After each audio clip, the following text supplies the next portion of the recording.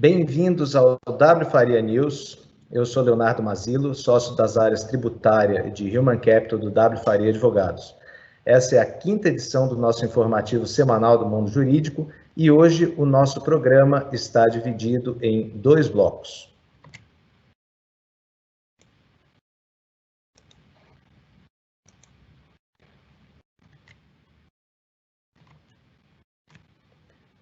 No primeiro bloco, nós vamos falar dos cuidados que as empresas devem ter nas doações que estão sendo feitas em tempos de pandemia, abordando a questão tanto sob o viés do compliance quanto do direito administrativo. E no segundo bloco, nós vamos falar da retomada dos negócios que está ocorrendo com o início da flexibilização da quarentena. Que cuidados as empresas devem, sob o ponto de vista trabalhista, previdenciário e também, sob o viés do direito administrativo, adotar. Não se esqueçam que o W Faria News é essencialmente interativo. Havendo qualquer dúvida, façam perguntas pelo chat, que nós responderemos ao vivo para você. Nós pedimos apenas que você indique seu nome e e-mail, porque se nós não conseguirmos responder ao vivo, nós vamos fazer isso logo após o término da edição. Para falar do primeiro assunto, nós vamos chamar aqui conosco o nosso especialista da área de compliance, Ítalo Silva. E Ítalo, nosso assunto é doações em tempos de pandemia, e o que eu gostaria que você nos dissesse é mais ou menos, nessas doações que as empresas estão fazendo para o poder público, para entidades sem fins lucrativos, ou até mesmo para entidades privadas, quando é que o compliance deve ser envolvido nessas negociações e o que deve ser feito para mitigar risco? Ok. Bom dia, pessoal. Bom dia, Léo. Bom, primeiramente, antes de responder as perguntas, uma breve introdução. A gente realmente foi tomado por um espírito de coletividade, né, de solidariedade, e os grandes empresários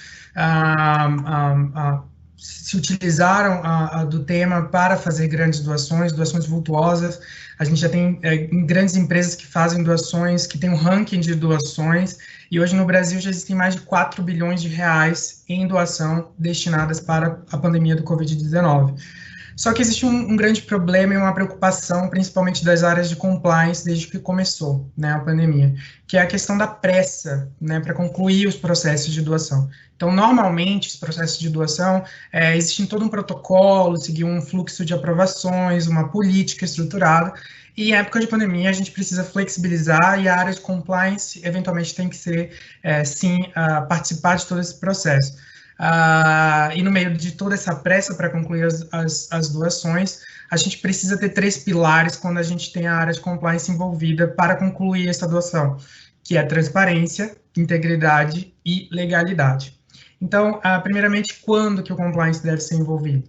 Bom, o compliance deve ser envolvido em todos os tipos de doação. Tá? Claro que em época de pandemia, como eu falei, existe uma tentativa de flexibilização das normas, então o compliance ele deve ser envolvido desde o começo do processo e acompanhar todos os processos de aprovação. Claro que algumas empresas elas já possuem uma política de doações e patrocínios já estruturada, né, com compliance ativo envolvido no tema, e algumas empresas não possuem essa política, né? Então é muito importante que a área de compliance, se não tem essa política, consiga alinhar esse fluxograma juntamente com a alta direção, ou eventualmente com o comitê de ética, ou comitê de crise da companhia, para que não haja nenhum tipo de erro. E já adentrando na questão de mitigação de riscos que o compliance vai estar envolvido, e respondendo a segunda pergunta, o principal ponto no processo de aprovação de doações é a documentação. E tudo que o compliance faz, né? A gente preza muito para que tudo seja muito bem documentado. E esse processo de doação é muito importante que haja todo o processo de documentação, depois seja devidamente arquivado nas áreas necessárias envolvidas. Isso é muito importante. Outro ponto de atenção para mitigação de riscos é a questão de intermediação de terceiros. Então, a gente recomenda que não haja nenhum tipo de intermediação de terceiros, porque justamente quando você vai fazer a checagem, a due diligence desse terceiro, você vai ter que fazer de mais um terceiro, que seria o intermediador, e com isso se torna um processo mais complexo. Então, a gente recomenda que não haja intermediação de um terceiro. O propósito dessa doação deve ser um propósito claro e lícito, tá? Então, tem que demonstrar qual é a finalidade da doação, tá? Através de todo um planejamento de processo decisório, claro e anterior à efetivação, com boa-fé dessa doação. E a base legal. Então, tem que ter a conformidade, né, com a legislação aplicável do porquê está se fazendo essa doação, mas, em especial, do ponto de vista de compliance, a lei anticorrupção. Então, quando a gente estuda a lei anticorrupção, existe o ponto de doação como um ponto sensível, e o ponto principal está relacionado com a questão de conflito de interesse. Como que a área de compliance ela vai ajudar para identificar os pontos de possível conflito de interesse, caso, num processo de doação, essa doação ela venha a interferir ou alterar algum tipo de intenção de um possível agente público, por exemplo. Então, é muito importante ter a lei anticorrupção, a base legal dessa doação, respeitando tanto a legislação aplicável quanto a lei anticorrupção. Bom, todo esse processo que o compliance vai acompanhar é sempre para ajudar tanto a área jurídica quanto outras áreas de negócio para evitar questionamentos futuros de possíveis órgãos de controle, tá? Principalmente aquelas doações que são feitas para a administração pública. O que acontece? O compliance, existe muita discussão nesse processo, nessa época de pandemia, sobre a questão da pressa em finalizar esses processos, entre realizar um simples background check e uma due diligence.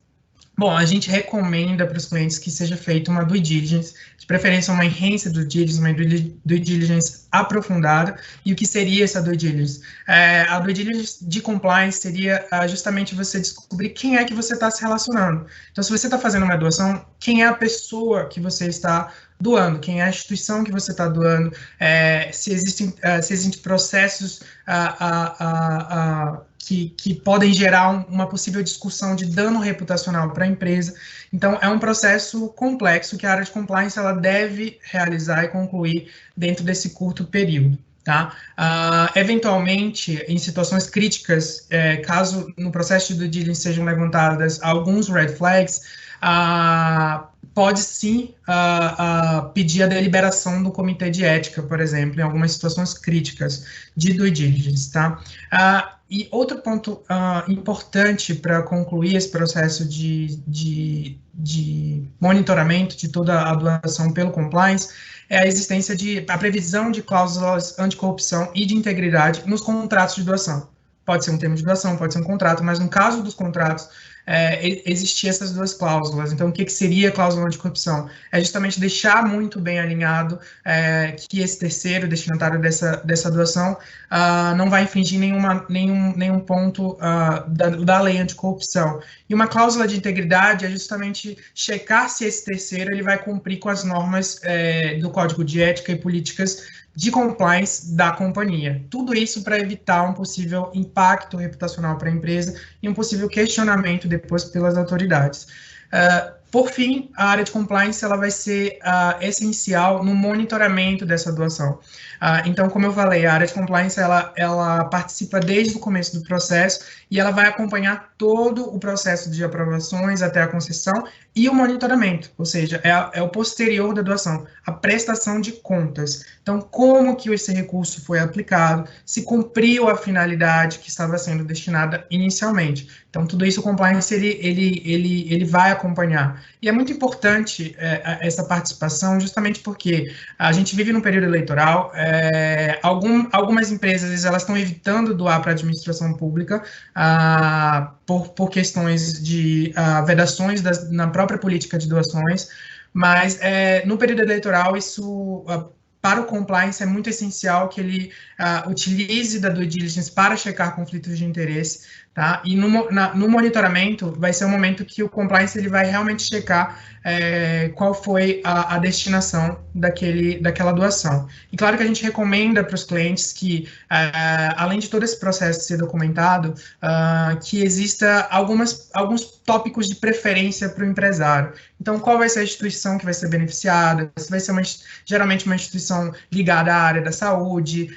Como eu falei, alguns empresários estão evitando doar para o poder público e estão doando para fundações, entidades do terceiro setor. Então, tudo isso deve ser muito bem alinhado do que a companhia prefere fazer em doações, juntamente com a área de compliance, ou seja, de assegurar os três princípios básicos de integridade, transparência dessas doações e a legalidade, ter toda a base legal para finalizar esse processo de doação, Léo.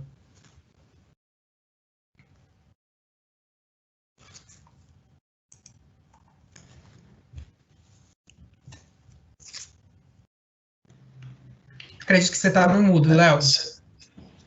Oi, Ítalo. Tem uma pergunta aqui, muito obrigado. Só para tirar uma dúvida aqui que apareceu no nosso chat, se a due diligence para entidades, para quem vai receber as doações, né? Se é uma entidade do setor privado, do setor público, se ela é igual, ou se tem alguma diferença, e que tipo de preocupações eu tenho que ter quando essa doação é feita para uma entidade do setor privado em relação ao conflito de interesse, tá? Tá, ok.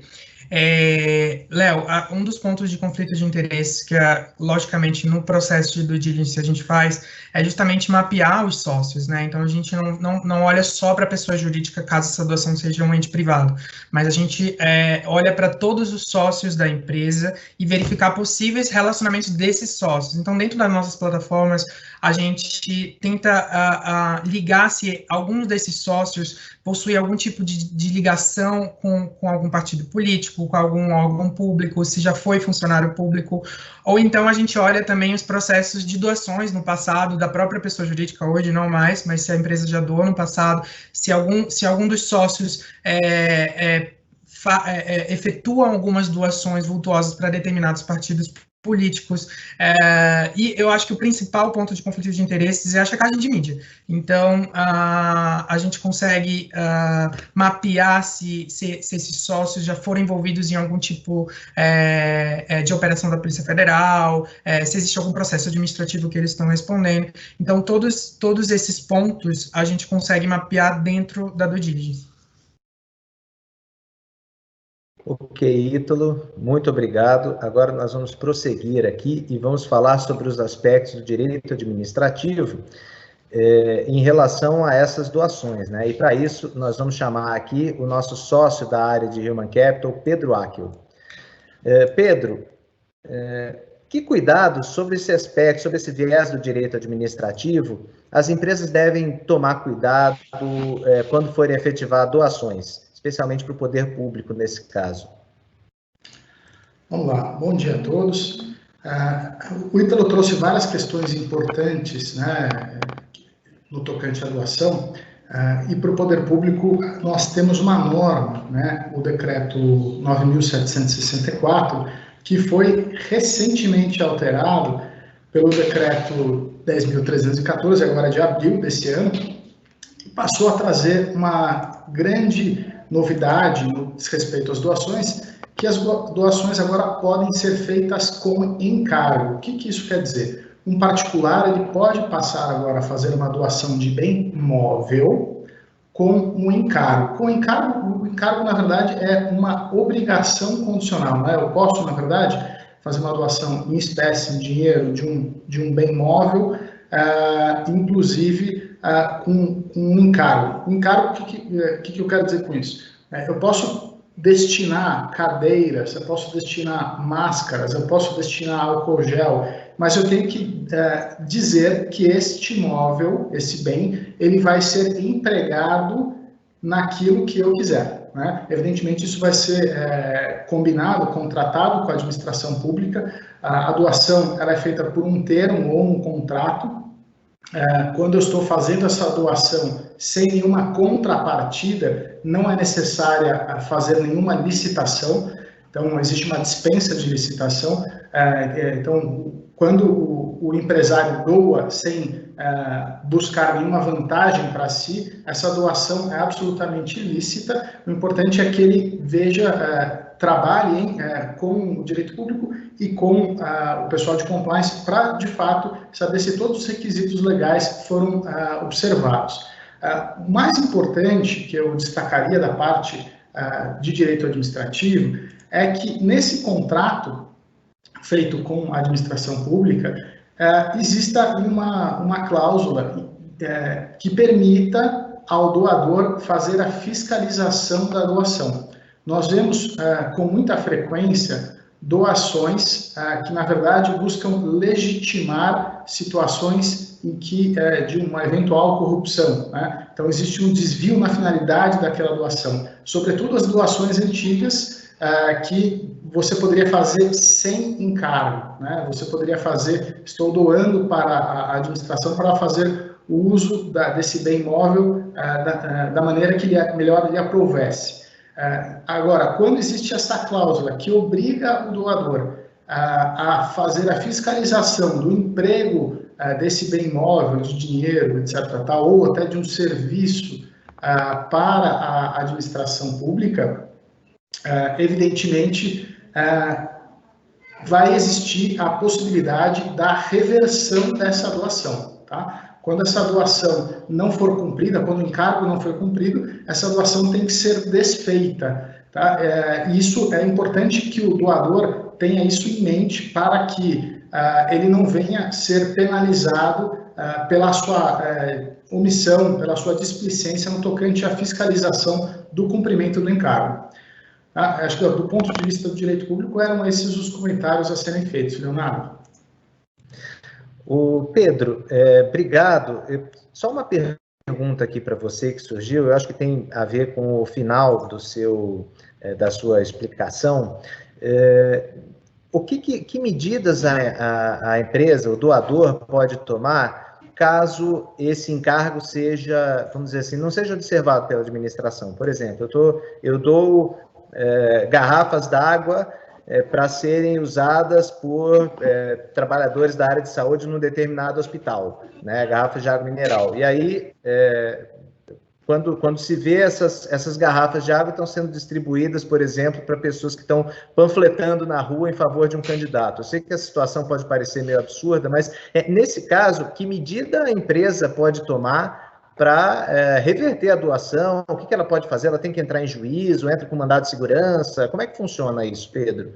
Bom, em primeiro momento, nós recomendamos que a empresa primeiro notifique a administração pública, determinando que ela cumpra com o encargo, né? E caso a parcela que ela descumpriu, que ela venha a ressarcir o doador, né? Evidentemente, em muitas situações, quando o doador se apercebe dessa situação, o bem imóvel ou o serviço que ele se dispôs a fazer em favor da administração pública, ele já foi desviado e não tem como voltar atrás. Nessas situações, cabe ao doador buscar no judiciário, por meio de uma ação, a reversão da doação, né? A reversão do bem e a punição dos responsáveis. Não só a gente recomenda a busca no judiciário, como também que esse assunto seja levado ao Tribunal de Contas correspondente, né, do Estado, município ou da União, e também ao Ministério Público, porque nessa situação terá ocorrido também crime contra a administração pública.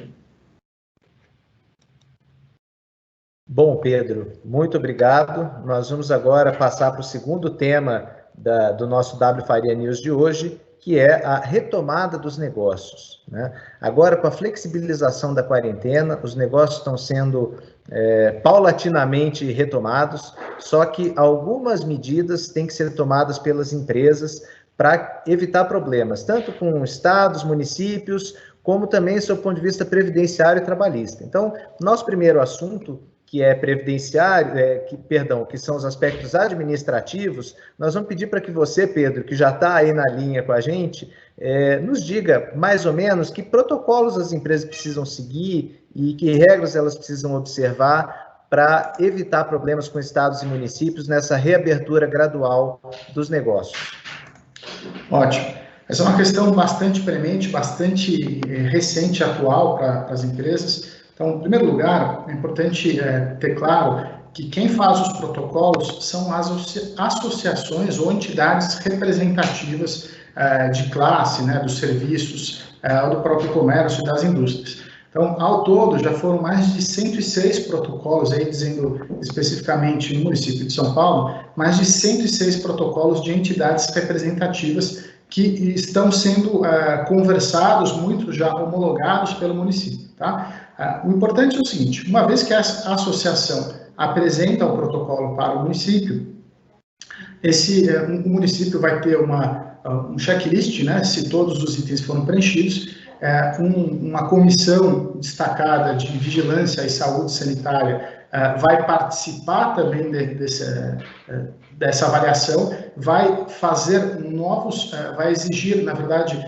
o acréscimo de novos requisitos, ou, na verdade, vai apenas homologar os requisitos que estão vigentes. E uma vez havendo esse debate, será feito, então, um termo de compromisso, né? Então, a associação vai firmar um termo de compromisso perante a administração pública de que os seus associados irão cumprir com aqueles regramentos. Então, o que é muito importante destacar? É muito provável que muitas associações já tenham enviado para todos os seus associados quais são os termos que têm que ser seguidos. Mas é possível que muitos dos seus associados venham a descumprir com as obrigações firmadas pela associação em seu nome de cumprir aquelas regras. Então, nessa situação, caso o empresário venha descumprir com as normas previstas ali no termo de compromisso, ele pode vir a ser penalizado. E a penalização é uma penalização séria, a penalização, inclusive, de interdição do estabelecimento. Tá? Existe uma gradação, existe um auto de infração, multa, etc. Tal, mas, em última análise, pode ser feita, inclusive, a interdição do estabelecimento.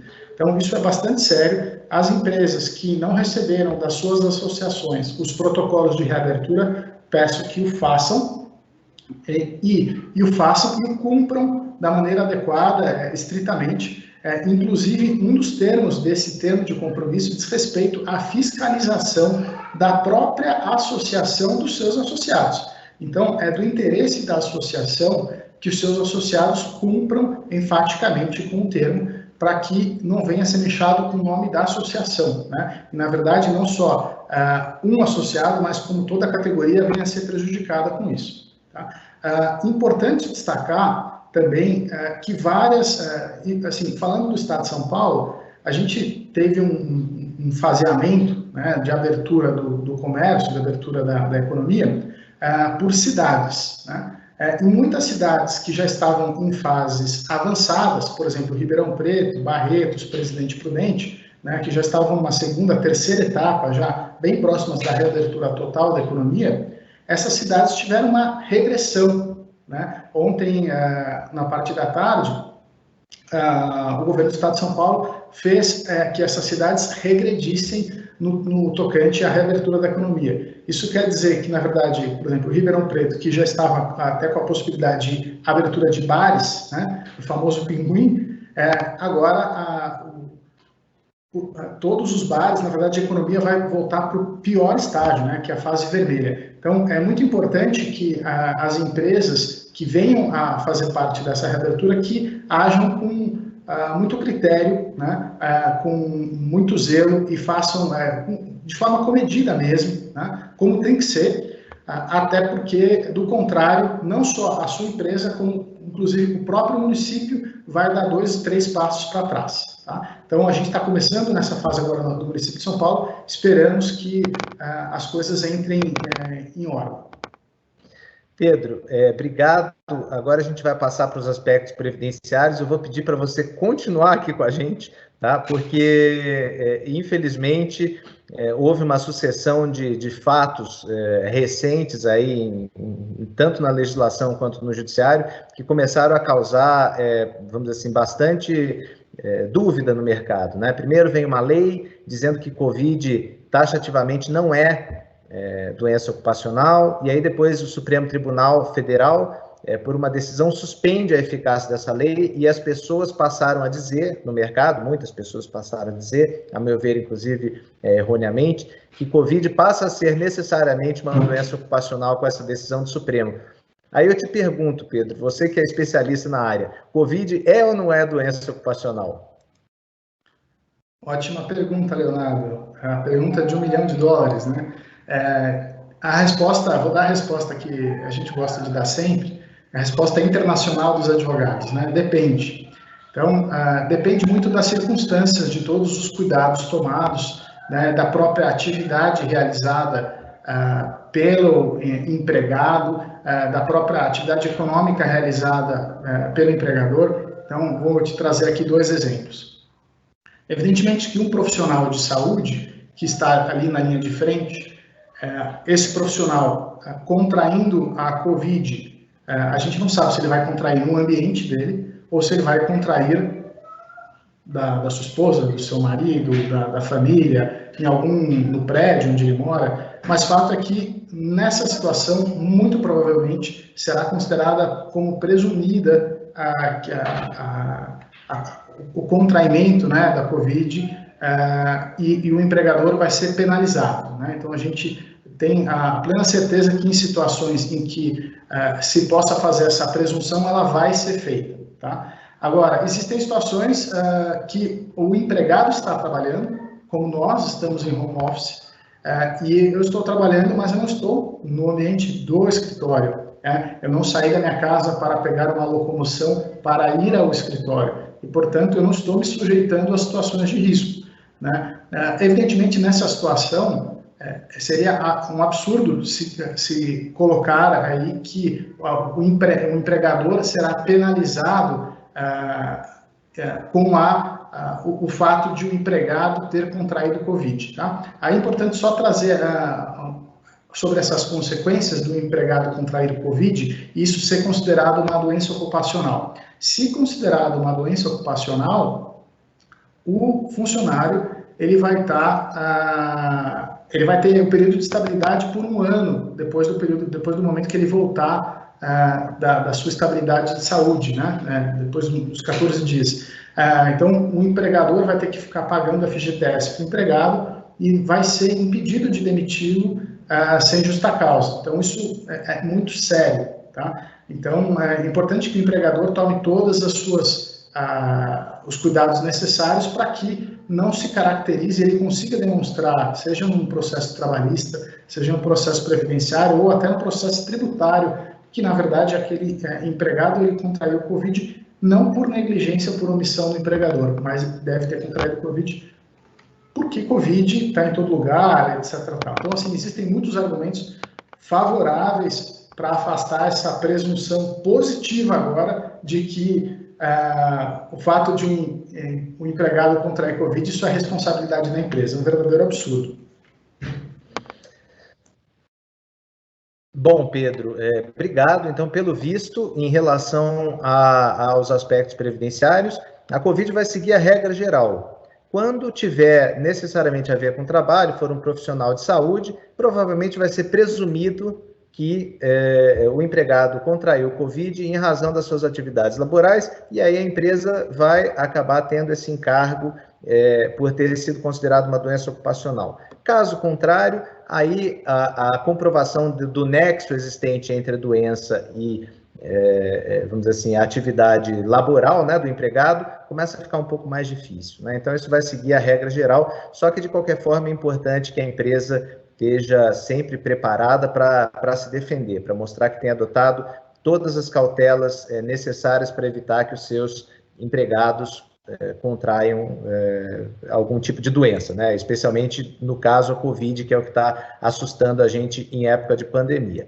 Bom, nós vamos agora para o finalzinho, vamos falar sobre os aspectos trabalhistas da retomada dos negócios, e para isso a gente vai chamar a nossa coordenadora da área trabalhista, Alessandra Delia, a quem eu dou o meu bom dia, né? Bom, Alessandra, o que a gente queria saber é o seguinte: eu posso impor algum protocolo de segurança para os empregados, medir temperatura, por exemplo, pedir para que eles façam exames, né? Até veio uma pergunta aqui de alguém que está assistindo a gente, que diz que na empresa que ele trabalha tem casos de Covid, se ele é obrigado a voltar ao escritório, né? Na verdade, assim, sintetizando, eu posso obrigar o meu empregado a voltar a trabalhar, a seguir protocolos